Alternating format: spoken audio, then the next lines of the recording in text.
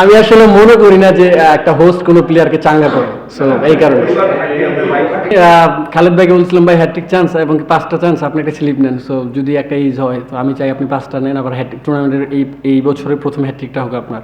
শুরুতে আমি আসলে শুরুতে হচ্ছিল না, পরে আমি নিজে একটু ঘাবড়ে গেছিলাম, পরে কোচ আমার সাথে খুব পজিটিভিটি একটা মিটিং করে, সো আমার উপর বিশ্বাস রাখে, সাথে নাসু ভাই, সো বলে যে যত ম্যাচ খেলবা তোমার রিদমটা তত আসবে, সো ওইটা নিয়ে আমি প্র্যাকটিসে কাজ করতেছিলাম, বেশি বেশি করে নতুন বলে বোলিং করতেছিলাম, সো আলহামদুলিল্লাহ আবার ব্যাক চলে আসছে।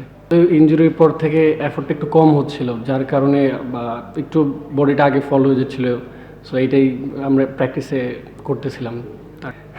না, আল্লাহ যখন যেটা রিজিকের লিখে রাখছে সেটাই হবে, সো আগে পরে সেটা, বাট আফসোস নাই, আল্লাহ হয়তো ভালো কিছু কপালে লিখে রাখছে ইনশাআল্লাহ। টিম যেমনই হোক, প্রতিটা টিমই ভাবে যে আমরা সুপার ফোরে খেলবো, সো আমাদের ওই আত্মবিশ্বাস ছিল, সো আমরা আলহামদুলিল্লাহ সবাই ভালো খেলতেছে। একদিন হয়তো ব্যাটসম্যানরা বেশি ভালো খেলতেছে, একদিন হয়তো বোলাররা কিছু তাড়াতাড়ি অল আউট করে দিচ্ছে, সো এটা ভালো দিক। সো ইনশাল্লাহ আমার মনে হয় যে আমরা এইভাবে খেলতে থাকলে হয়তো নম্বর দিয়ে যেতে পারবো। না না, আলহামদুলিল্লাহ খারাপ লাগতেছে না, আমি আলহামদুলিল্লাহ অনেক খুশি। সো আল্লাহ যেটা কপালে রাখছে সেটাই হবে, আল্লাহর উপরে অনেক ভরসা আছে। সো না না, প্রথমে খারাপ খেলছে, এখন ভালো খেলতেছে, এই জন্য খুশি। পেমেন্টের ইস্যুটা আসলেও কি বলবো, সো আমার মনে হয় উনি আজকে অনেক প্লেয়ারকেই দেওয়ার কথা, সো দেখা যাক আজকে দিনটা পার হলে বুঝতে পারবো যে হয়তো।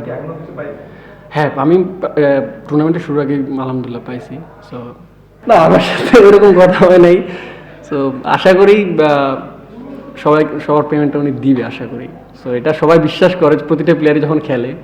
তো এখন দেখা যাক কি হয়।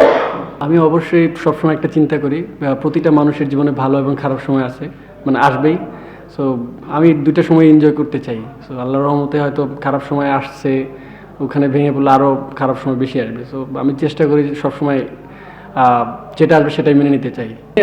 খালেদ ভাইকে বলছিলাম ভাই হ্যাট্রিক চান্স এবং 5টা চান্স আপনি একটা স্লিপ নেন, সো যদি একটা ইজ হয় তো আমি চাই আপনি 5টা নেন, আবার হ্যাট্রিক টুর্নামেন্টের এই বছরের প্রথম হ্যাট্রিকটা হোক আপনার।